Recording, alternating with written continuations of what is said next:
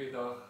Hierdie jaar as ons gelukkig is dit nie ook uitgestel geraak nie, gaan daar die Olimpiese Spele wees.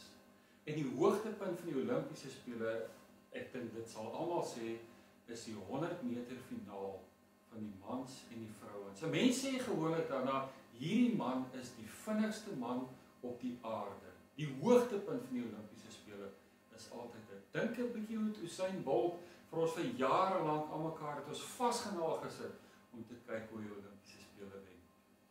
Het jy al gesien as 'n 100 meter atleet in daai hokke sak? Het jy al sy oë gesien? Het jy al sy fokus gesien? Dis asof hulle afsluit van alles. Hulle wag vir daai knal en dan is hulle weg.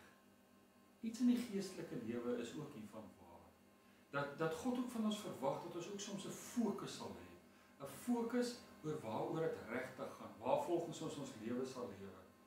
Die Hebreërs skrywer in Hebreërs 12 vers 1 praat nogal van so gefokusheid. As hy sê, en laat ons die wedloop wat vir ons voorlê met volharding hardloop, die oog gefestig op Jesus, die begin en die volëinde van die geloof.